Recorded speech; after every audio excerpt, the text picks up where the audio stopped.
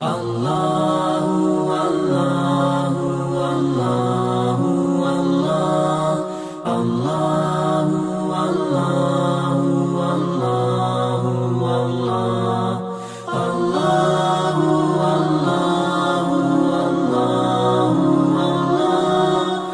دوستوں، کہتے ہیں نبی سبحان اللہ اور اپنی رضا دے دیتے ہیں.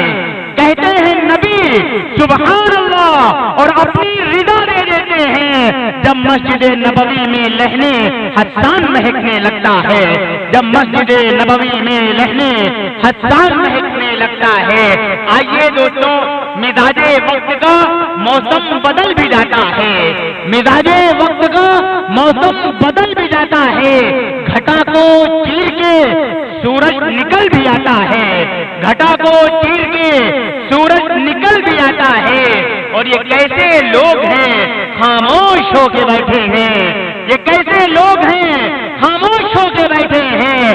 ارے نبی کے نام سے پتھر پگھل بھی جاتا ہے. یہ کیسے لوگ ہیں خاموش ہو کے بیٹھے ہیں، نبی کے نام سے پتھر پگھل بھی جاتا ہے. آئیے دوستوں، یہاں سے اب پروگرام کی ترتیب کو تھوڑا سا تبدیل کیا جائے.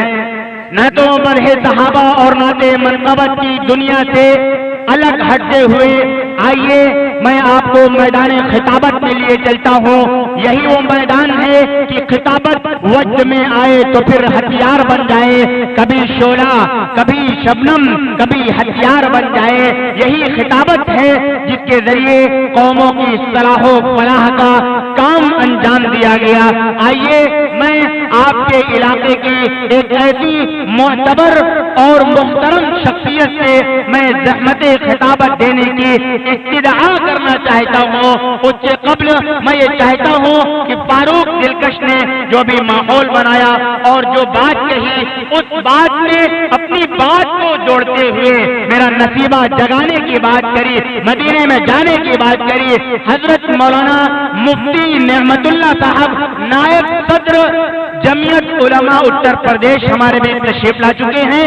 حضرت مولانا عظیم اللہ صاحب جن کے سر پر مدرسہ فرقانیہ جو پورے ہندوستان کا ایک معتبر ادارہ ہے، اس کے اہتمام کی ذمہ داری کو بہت خوبی انجام دے رہے ہیں.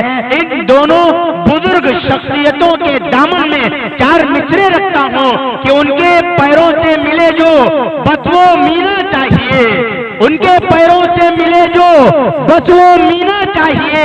عطر میں کیا ہے ہمیں ان کا پسینہ چاہیے، عطر میں کیا ہے ہمیں ان کا پسینہ چاہیے. اور ہم کو لندن اور پیرس کے سفر سے کیا غرض، ہم کو لندن اور پیرس کے سفر سے کیا غرض. ہم مسلمان ہیں، ہمیں مکہ مدینہ چاہیے، ہم مسلمان ہیں، ہمیں مکہ مدینہ چاہیے. آئیے میں بسط احترام گزارش کر رہا ہوں، التماس کر رہا ہوں، میدان خطابت کا وہ ابھرتا ہوا ستارہ جسے ہم اور آپ ادب و احترام کے ساتھ مولانا افتخار احسن کے نام سے جانتے ہیں.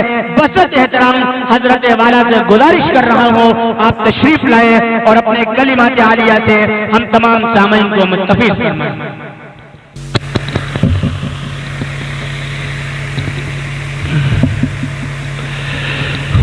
بسم اللہ الرحمن الرحیم نحمده ونصلي على رسوله الكريم اما بعد اعوذ باللہ من الشیطان الرجیم بسم اللہ الرحمن الرحیم شہر رمضان الذي انزل فيه القرآن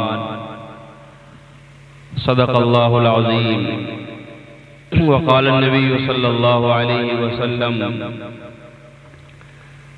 لقد وخفت في الله ولم يخف أحد ولقد أوذيت في الله ولم يؤذ أحد ولقد أتت علي 30 من بين يوم وليلة وما لي ولبلال طعام يأكله ذو كبد إلا شيء يواريه ابن بلال.